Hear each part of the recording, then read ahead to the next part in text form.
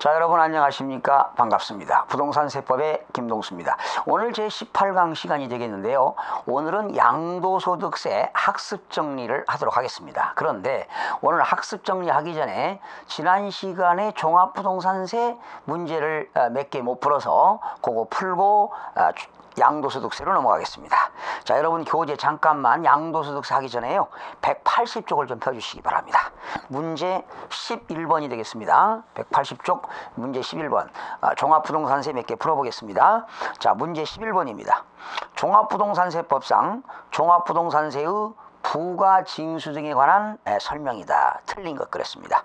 1번 종합부동산세의 과세기준일은 지방세법에 규정된 재산세 과세기준일로 한다. 맞죠? 재산세 과세기준일 6월 1일, 종합부동산세 과세기준일 6월 1일 같습니다. 2번 종합부동산세 납세 의무자가 개인 또는 법인인 경우 지방세법의 재산세 규정을 준용하여 납세지로 한다. 여러분 틀렸죠? 종합부동산세 납세 의무자가 개인 또는 법인으로 보지 않는 단체인 경우는 소득세법 규정에 의한 주소지가 되겠습니다. 주소지를 납세지로 하고요. 또 종합부동산세 납세 의무자가 법인 또는 법인으로 보는 단체인 경우는 법인세법상 어디입니까? 본점 또는 주사무소 소재지가 되겠습니다. 그러니까 지방세법의 재산세 규정을 준용한다 그랬는데, 여러분 재산세에서는요 주택을 가지고 있다면 어디가 될까요? 주택 소재지입니다. 토지는 토지 소재지를 관할하는 시군구가 납세지가 되겠고요. 종합부동산세는 그렇지가 않습니다. 개인은 어디가 되느냐? 개인은 주소지입니다. 주소지. 물건 소재지가 아니라 종합부동산세의 납세지는 개인의 경우는 주소지를 관할하는 세무서. 그러나 법인의 경우는 어디냐? 본점 또는 주사무소 소재지가 되기 때문에 2번이 틀렸습니다. 3번 관할세무서장은 납부해야 할 종합부동산세 세액을 결정하여 해당 연도 12월 1일부터 12월 15일까지 부가 징수한다. 맞습니다. 4번 물납에 중당할 부동산 수납가격은 과세기준 현재 시가로 한다. 과세기준이 언제입니까? 6월 1일이 되겠습니다. 물납에 중당할 부동산 수납가격은 과세기준 현재 시가로 한다. 5번 관할세무서장은 종합부동산세로 납부해야 할 세액이 500만 원을 초과하는 경우 그 세액의 일부를 납부기간이 지난 날로부터 2개월 이내에 분할 납부할 수 있다. 그렇죠? 종합부동산세는 납부할 세금이 500만 원을 초과할 때는 분할 납부가 가능합니다. 납부기간이 지난 날로부터 2개월 이내에 분할 납부를 할 수가 있습니다. 정답은 2번이 되겠네요.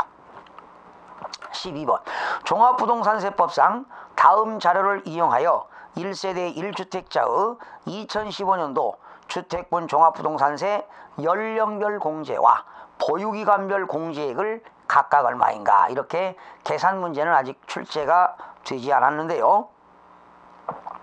주택분 종합부동산세 산출세액은 900만 원입니다. 주택분 종합부동산세 산출세액이 900만 원인데요.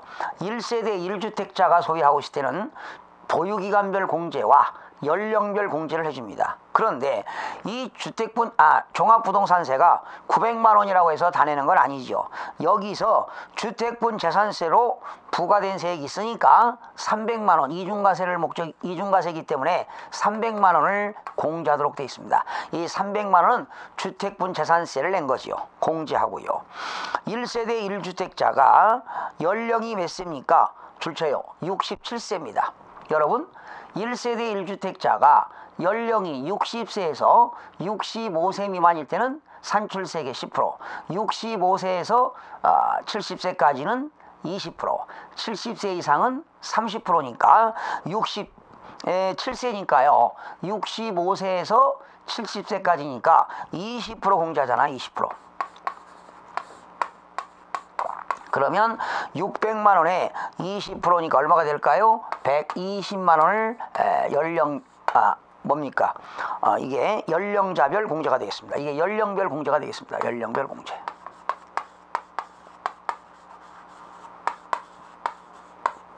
연령별 공제가 되겠고요. 그 다음에 과세 기준 현재 보유기간이 13년 7개월입니다. 보유기간이 5년 이상 10년 미만일 때는 20%, 10년 이상일 때는 40%니까 13년 7개월이니까 40%를 공제해야 되겠습니다. 그러면 보유기간별 공제는 어떻게 되느냐?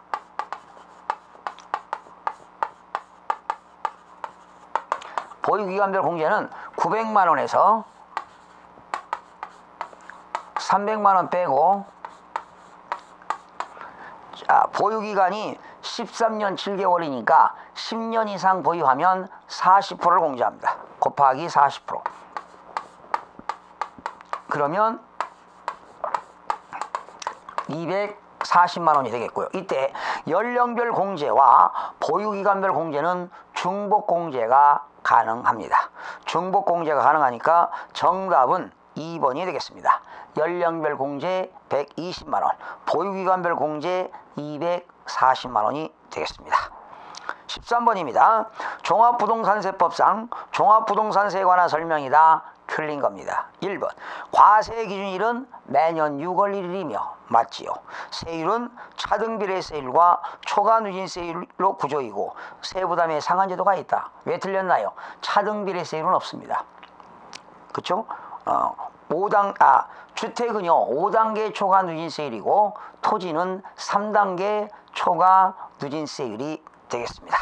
그래서 차등비례세율이 틀렸고요. 5단계 초과 누진세율과 3단계 초과 누진세율 적용이고요. 세부담의 상한이 있습니다.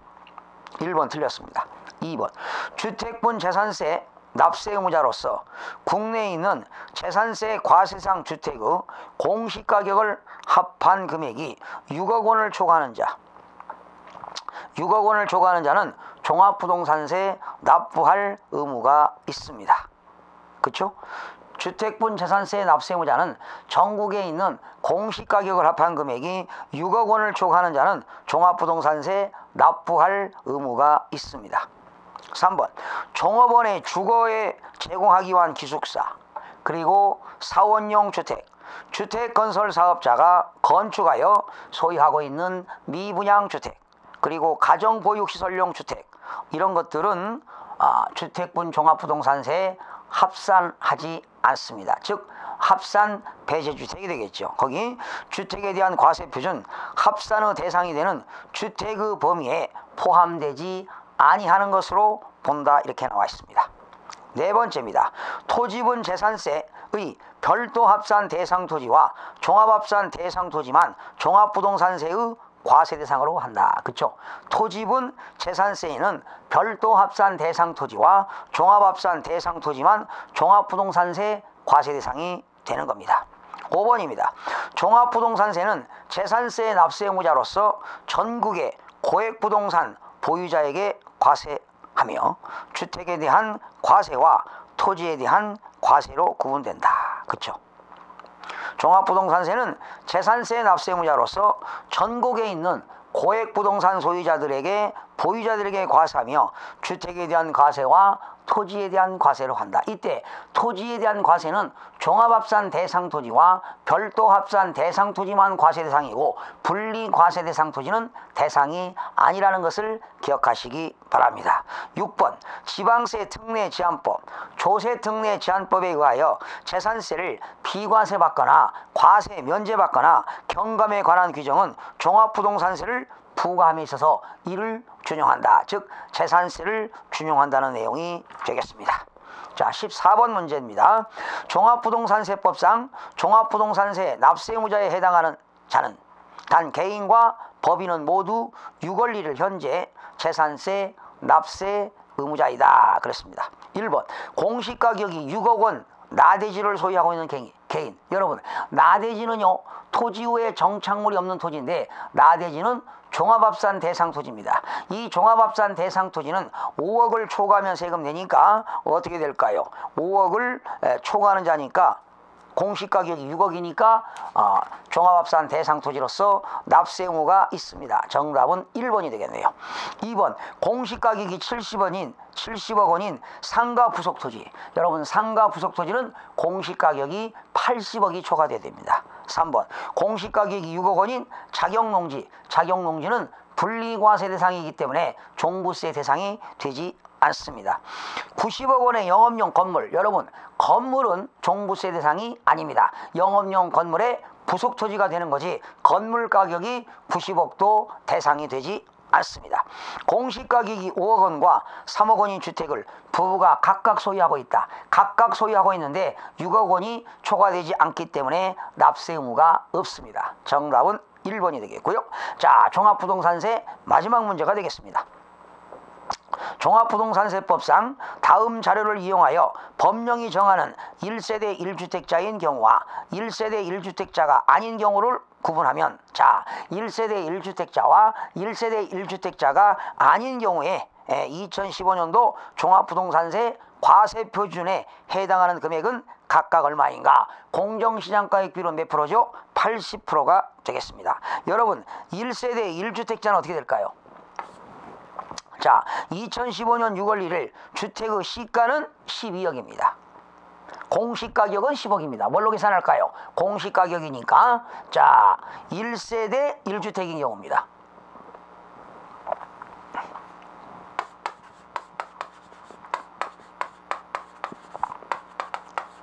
1세대 1주택의 경우는 공시가격이 10억이니까 10억 원에서 얼마를 공제합니까? 3억 원 공제하고요. 6억 원을 공제하죠. 결과적으로 1세대 1주택자는 9억 원을 공제하게 되는 겁니다. 여기서 공정시장가액 비율 80%를 곱하니까 얼마가 될까요? 3억, 6억, 9억이니까 1억이니까 8천만 원이 되겠습니다. 그리고 1세대 1주택이 아닌 경우지요. 1세대 1주택이 아닌 경우입니다. 아닌 경우는 10억에서 얼마를 빼느냐? 3억 원하고 1세대 1주택이 아닌 경우는 6억 원을 공제하겠죠. 6억 원을 공제합니다. 그래서 공정시장가액 비율 80%를 공제하니까 4억에서 80%니까 3억 2천이 되겠습니다. 그래서 정답은 8천만 원과 3억 2천만 원이 되겠네요. 이렇게 해서 정답은 3번이 되겠고요. 자, 이렇게 해서 종합부동산세 문제 마무리했고요. 양도소득세 학습정리 184쪽으로 넘어가도록 하겠습니다. 자, 여러분 양도소득세는요 출제가 상당히 많이 나오죠. 제일로 세법 문제 중에서 제일로 많이 나오기 때문에 아주 디테일하게 자세하게 설명드리고요. 핵심 지문까지도 강의하고 완벽한 문제풀이를 하도록 하겠습니다. 자, 184쪽 양도의 개념은 무엇일까? 양도의 컨셉입니다. 양도라 하면 자산에 대한 등기 등록에 관계없이 매도하거나 교환하거나 대물 변제, 법인에 대한 현물 출자 등으로 인하여 타인에게 자산이 유상으로 이전되는 것을 말한다. 그렇죠? 포인트는요, 양도의 컨셉은 등기 등록 여부에 관계없다. 타인에게 유상 이전이다. 유상 이전이라는 것은 대가성입니다. 반대급부를 받고 이전한다는 것이 되겠습니다. 만약에 무상으로 이전했다면 증여가 되겠죠. 이때 증여한 사람은 증여자가 되겠고 받는 사람은 수중자가 되니까 수중자가 증여세를 과세하겠죠. 여러분 양도소득세는 매도인이 내는 겁니다. 매수인은 취득세를 내고요. 매도인은 양도소득세를 내게 됩니다. 양도의 형태는 어느 것들이 있는가? 가장 많은 게 매매지요. 팔고 사는 거. 거기는 공매, 경매, 대금 분할 지급, 팔고 물건을 여러 번에 걸쳐서 회수하는 대금 분할 지급, 또 활부 또는 연부 매매. 연부라고 하는 건 물건을 팔고 1년에 한 번씩 받는 것이 연부 매매가 되겠습니다. 여러분 수용당하는 것도 양도지요. 보상금 받으니까요. 현물 출자, 여러분 개인이 가지고 있는 건물을 어느 법인에다가 현물 출자했다. 이것도 양도입니다. 사업체를 포괄 양도했다. 운영하는 공장을 양도했는데 공장에는 재료도 있고 제품도 있고 차량도 있고 기계도 있어요. 이런 걸 포괄 양도해도 토지 건물 양도한 거니까 토지 건물 공장에 대해서는 양도소득세를 내야 되겠죠. 타인에게 갚아야 할 돈 대신에 물건으로 갚는 걸 뭐라고 합니까? 대물변제라고 합니다. 역시 대물변제도 양도가 되겠고요. 중요한 거 줄쳐요. 부담부 증여입니다. 증여는 증여인데 부담부 증여라는 것은 증여자의 채무를 수중자가 갚는 조건으로 증여하는 것이 부담부 증여입니다. 그러면 증여자가 갚아야 할 돈을 수중자가 대신 갚아주니까 증여자는 수중자로부터 반대급부가 있던 것이지요. 이것이 부담부 증여입니다. 양도입니다. 증여자의 채무를 수중자가 인수하는 조건으로 증여하는 것을 부담부 증여라고 하는데 이것도 양도에 해당이 됩니다. 양도로 보지 않는 경우는 어떤 것이 있을까요? 양도담보입니다.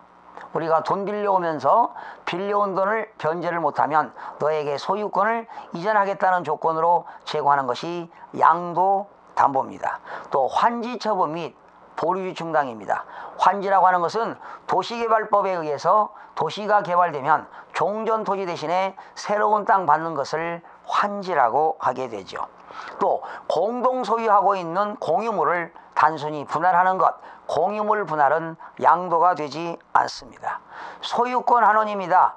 내가 상대방한테 매매를 했는데 그 매매 원인이 법원으로부터 무효 판결을 받아가지고 원 소유권이 회복된 거, 양도가 아닙니다.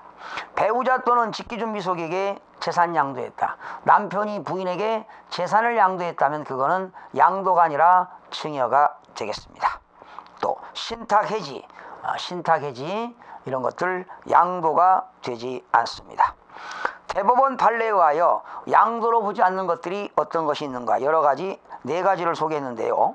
자, 시험에 한 번씩 나왔죠. 합자회사에 토지를 현물 출자했습니다. 제 개인이 합자회사에 토지를 현물 출자할 때는 양도입니다. 그런데 퇴사하면서 출자한 것을 그대로 가지고 나온 경우는 양도가 아니라는 것입니다. 다시요. 제가 어느 법인에다가 현물 출자한 건 양도인데 그 현물로 출자한 양도한 것을 퇴사하면서 그대로 가지고 나온 것은 양도가 될 수가 없습니다. 두 번째, 채권 담보 목적으로 소유권을 이전하였다가 그죠? 담보 사유로 환원되었다. 이것이 소유권 환원이 되겠습니다. 자, 돈 빌려오면서 담보로 제공했는데 빌려온 돈을 갚아가지고 담보 사유가 소멸돼가지고 환원되는 것은 양도가 아닙니다. 세 번째, 유류분 재산입니다. 자, 여러분, 이 유류분 재산은 민법 1112조에 나옵니다.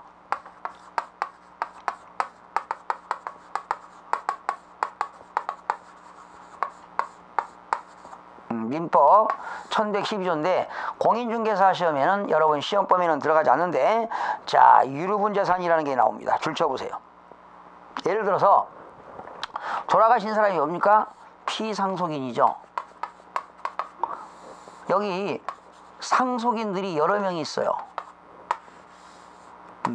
그런데 아버지가 다른 자녀들에게는 상속을 하지 않고 장남한테 이중을 했습니다. 이중했다는 것은 유언상속이지요.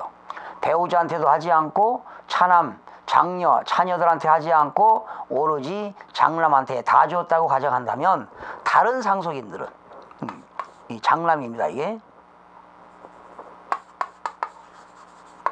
다른 상속인들, 차남 등 다른 상속인들은 이 아버지가 장남에게 준 상속인 재산에 대해서, 유증한 재산에 대해서 유류분을 청구할 수 있습니다. 그런데 이때 이 자녀들은 직계 비속이죠. 또 피상속인의 배우자가 있겠죠. 이런 사람들은 자기 지분, 법정 상속 지분의 2분의 1까지만 받을 수 있습니다. 소송을 제기해야 되겠죠. 유류분 재산입니다. 아버지가 장남한테만 주고 다른 자녀들에게는 상속을 하지 않았습니다. 이때 다른 상속인들이 장남을 상대로 해서 유류분 재산을 청구할 수 있습니다. 이렇게 되면 법원은 그 유류분 재산, 자기 상속 지분에 대해서 2분의 1까지는 받을 수가 있는 겁니다. 이때 유류분 재산으로 소유권을 이전하는 경우, 그래서 장남이 가져갔던 재산을 이제 차남이 일부를 받았을 때는 그건 양도가 될 수가 없다는 것이지요. 다만 유류분 재산을 줄쳐요. 금전으로 반환받는 경우, 금전을 주고 반환받는 경우, 금전을 주고 반환받는 것은 대가성이 있기 때문에 이것은 양도에 해당한다는 내용이 되겠습니다. 그 다음에 4번 민법 규정에 의하여 재산분할 청구했습니다. 여러분, 남편하고 부인하고 협의 원하는데 남편이 부인에게 위자료를 주지 않습니다. 그러면 부인은 이혼일로부터 2년 이내에 가정법원에다가 재산분할 청구서를 제기할 수 있습니다. 그럼 법원에 있는 법관은 부부의 결혼연도라든가 또 남편이 재산을 증식하는데 부인의 기여도를 판단해서 남편 재산의 일부를 부인에게 분할해 줄 것을 판결을 하게 되죠. 이때 민법 규정에 의하여 재산분할 청구권에 의하여 소유권을 이전하는 것은 양도로 보지 아니한다. 이렇게 나와 있습니다. 그 다음에 양도소득세 과세 대상에는 어떤 것들이 있는가? 어느 거를 팔아야 양도소득세를 과세할까? 토지, 건물, 부동산에 관한 권리, 주권상장 법인의 주식으로서 대주주가 주식을 양도했다. 이런 소액주주가 상장법인의 주식을 팔면 양도소득세를 과세하지 않는데 대주주가 양도를 하게 되면, 주식을 양도하게 되면 양도소득세를 내야 될 겁니다. 이때 대주주라는 것은 그 법인의 발행총 주식의 2% 이상을 소유하고 있거나 또는 그 2%에 해당하지는 않지만 시가총액이 50억 이상인 경우입니다. 발행총 주식의 2% 이상을 소유하거나 시가총액의 50억 이상을 소유하는 사람을 대주주라고 합니다. 이러한 대주주들은 주식을 양도하면 양도소득세를 과세할 겁니다. 또한 비상장 주식입니다. 증권거래소에 등록이 안 된 비상장 주식은 누구나 양도소득세를 과세합니다. 그리고 기타 자산이 있죠. 기타 자산이 있는데 이따가 기타 자산 밑에 나옵니다. 그 다음에 부동산에 관한 권리 중 부동산을 취득할 수 있는 권리는 어떤 것들이 있는가? 부동산을 취득할 수 있는 권리입니다.